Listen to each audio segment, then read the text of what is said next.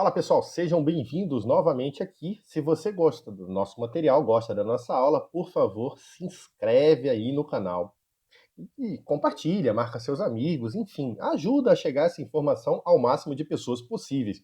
Deixa seu comentário aí, seu joia, faz o que você quiser, é livre, é nosso aqui, tá legal? Vamos dar continuidade. Eu tentei ser o mais breve possível, o mais resumido possível, porque eu sei que, infelizmente, não adianta despejar a matéria na cabeça de vocês nesse tempo que a gente está aqui. Então, eu vou tentar passar para você o essencial.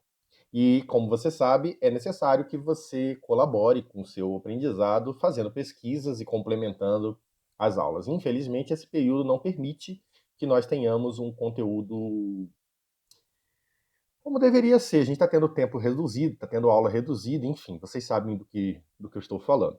Hoje, nós vamos falar sobre a sociedade anônima, dando continuidade aos nossos tipos de sociedade empresarial.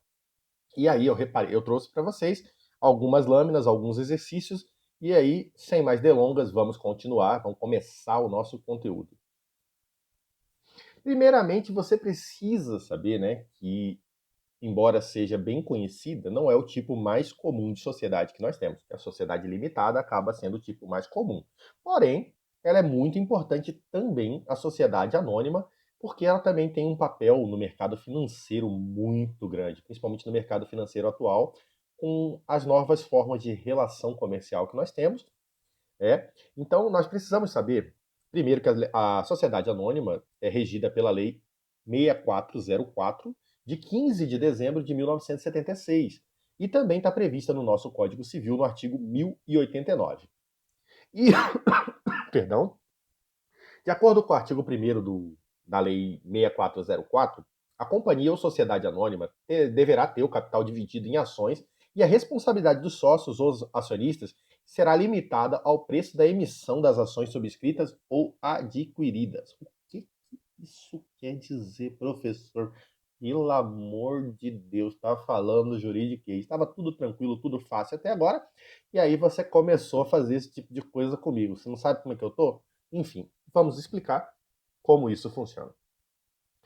Primeiramente, você vai ver na lição do Gilson Doria, que é um dos grandes escritores a respeito do direito comercial, que acabou, né, se transformando depois numa repaginação no direito empresarial. Ele diz pra gente que é a empresa, né, que é a sociedade que possui capital dividido em partes iguais, chamadas de ação, e tem responsabilidade de seus sócios ou acionistas limitadas ao preço que essas ações foram emitidas, subscritas ou adquiridas. No seu livro Direito Comercial, da editora Saraiva, volume 1, ele traz para a gente esse conceito.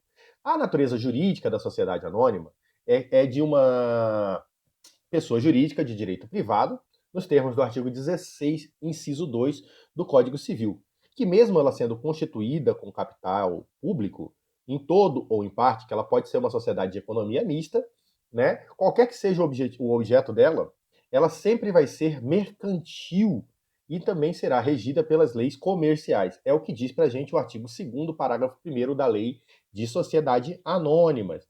Quando entrou em vigor o Código Civil de 2002, a sociedade anônima ficou definida de uma vez por todas como uma sociedade empresária. Ela não é uma sociedade simples, independente de qual seja o seu objeto. Isso está previsto no artigo 982, no parágrafo único do seu Código Civil.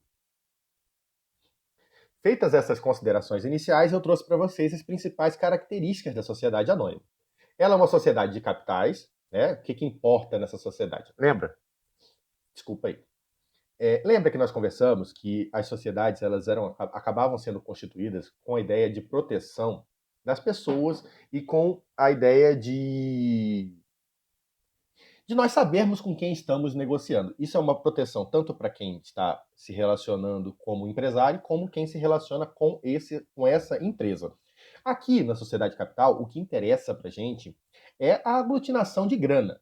Eles estão recolhendo dinheiro, eles não querem saber quem são os sócios dele. Qualquer um que tenha capacidade de comprar ou vender ações pode ser sócio nessa situação de sociedade de capital.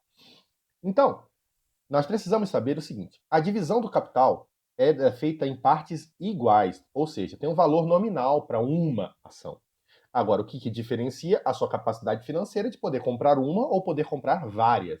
A depender de quantas você compra, você pode ser um sócio majoritário ou um sócio minoritário, e você pode ter, a depender dos tipos de ações que você compra, se prioritária ou ordinária, você pode ou não ter acesso à decisão nessa empresa, nessa sociedade, perdão. A responsabilidade desses acionistas está limitada ao valor que eles têm de ações nessa empresa. Ou seja, né, uma vez que você compra a ação, mesmo que essa empresa venha à falência, você não vai pagar como na sociedade limitada ou ilimitada lá, você não vai pagar com o seu patrimônio. Você vai pagar até o limite da quantidade de ações que você tinha ali. Ou seja, né, acaba dizendo para a gente que está limitado ao preço das ações subscritas ou adquiridas, tá bom? Acessibilidade livre dessas ações. O que significa isso? Bom, você pode vender e comprar essas ações a hora que você quiser, se alguém estiver vendendo ou se alguém estiver comprando. Você não precisa pedir autorização para os outros sócios, você não precisa pedir autorização para alguém para fazer esse tipo de coisa. Você pode comprar e vender, como você pode acessar o próprio home bank, né, o seu próprio banco, ou procurar uma distribuidora de valores ou uma agência, né, uma corretora de valores imobiliários, e você pode fazer a compra e venda dessas ações. A possibilidade de subscrição do capital social mediante ao apelo público, olha, dependendo da necessidade dessa empresa, ela pode aumentar a quantidade de papéis que ela coloca para captação de recursos, desde que ela tenha os requisitos que são necessários para isso. Por exemplo, você não ficaria no prejuízo nessa situação. Vamos supor que você hoje tem 10 papéis de uma empresa. Cada papel desse vale 1% dessa empresa. Okay? Essa empresa quer abrir o capital dela, quer ampliar, quer captar mais recursos e vai colocar no mercado mais 50 papéis novos, vamos supor. Mais 50% de papéis novos. O que isso significa? Significa que ela precisa de uma fórmula matemática de que você, que tinha 10%, seja beneficiado com novos papéis para que o seu capital não seja diminuído por causa dessa atitude dela. Tá legal? O uso exclusivo de denominação social ou nome fantasia da empresa. Isso aí eu guardei para daqui a pouquinho. A gente vai falar sobre isso aí. E, finalmente, essa companhia ela pode ser aberta ou fechada. Na companhia de sociedade ou sociedade aberta, os valores imobiliários e suas emissões são admitidos em negociação no mercado de valores imobiliários. É o que está previsto lá no artigo 4º da Lei de Sociedade Anônima. Na fechada, não. Há necessidade de que uma sociedade se registre em emissão pública de ações em órgãos competentes, ou seja, na CVM. O que isso quer dizer, professor? Traduz para nós. Vou traduzir. Calma aí. Calma, ele está apressado hoje, né? Calma aí. Não sabe a luta que está sendo para gravar esse vídeo. Qual que é a diferença dessa sociedade aberta e dessa sociedade fechada? As sociedades abertas, elas acabam sendo vendidas normalmente lá nos balcões, nos mercados de balcões da Bolsa de Valores, normalmente, tranquilamente. Qualquer um compra e qualquer um vende. Ok? Nos casos da fechada, não. Eles negociam essas ações somente no balcão. Ó, a aberta é negociada no pregão. Qualquer um compra e vende. Como se você chegasse lá na Bolsa de Valores e tem aquelas caras, compra, vende, fica aquele povo lá no meio e tudo mais. E em cima tem feito umas sacadinhas, feito uns camarotezinhos, aonde são feitos os negócios mesmo, onde é feito o bruto da coisa. Então, esse do pregão, que são as sociedades anônimas abertas, elas podem ser compradas e vendidas da forma como nós falamos agora há pouco. Já nas sociedades anônimas fechadas, elas somente são negociadas lá nos balcões da vida e precisam ser supervisionadas pela CVM. Por quê, gente? Porque acaba que, assim, os negócios que acabam sendo feitos para que as pessoas tomem a direção, tomem a propriedade de uma determinada sociedade anônima, os negócios mais volumosos, as ações que garantem que essa pessoa vai tomar decisões, elas são negociadas dessa forma no pregão. Já as ações comuns, que são aquelas que você é sócio, tem ordem de preferência para receber a PLR, a participação nos lucros e dividendos, essas são ações comuns ordinárias. Agora, as ações que são ações que dão direito a voto no conselho, a quantidade de ação, quando isso vai interferir ou não no monopólio de um mercado, isso tudo precisa ser verificado de uma forma um pouco mais consistente. Por isso, acaba que esse tipo de negociação é feito de uma forma diferenciada.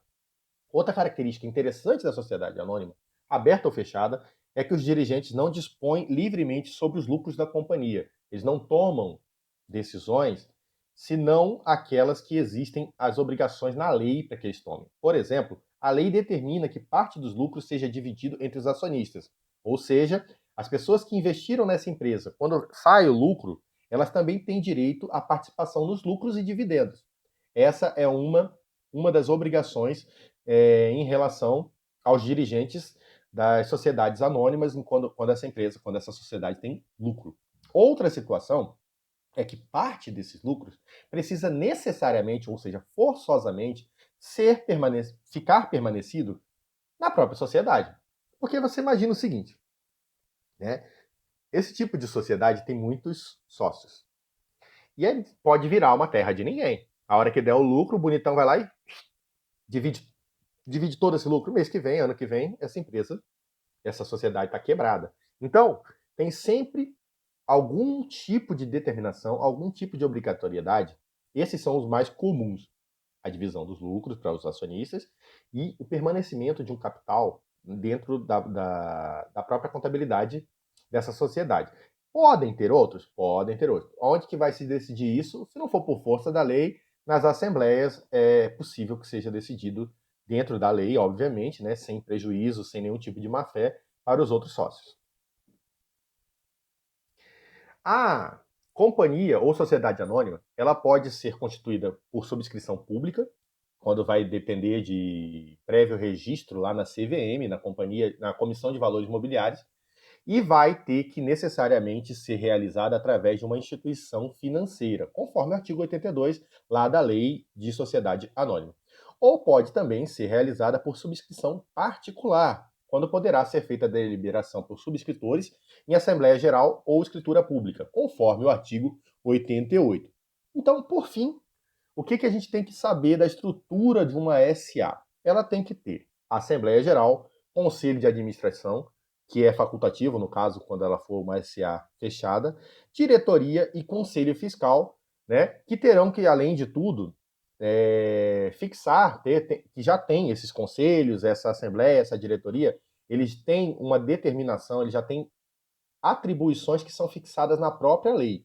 Eu aconselho você, né, a ler a lei das SAs, para que você vá lá no título, no capítulo do conselho, do conselho de administração, para que você tenha uma noção maior do que cada um faz. Infelizmente, se a gente fosse fazer uma aula comum sobre sociedade anônima, nós levaríamos uma ou duas aulas inteiras de 3 horas na faculdade para que a gente pudesse falar e esgotar esse assunto. Às vezes, aqui tentando resumir, eu não sei se eu consigo passar para você alguns conceitos, porque na minha cabeça eles estão bem formados e na sala de aula eu destrincho eles com maior exatidão. Espero ter conseguido fazer isso com você aqui. Eu trouxe para você aqui também questões de certo ou errado, naquele mesmo esquema que nós falamos, né? Eu trago para vocês as respostas dizendo o porquê que está certo, o porquê que está errado. E hoje, excepcionalmente, né, não era para ter saído esse último slide. Eu não vou passar atividade porque eu vou passar para o professor Gustavo as atividades para vocês responderem lá no Socrative. E aí, para essa matéria, então, está encerrada a nossa aula de hoje. Até mais, fiquem com Deus.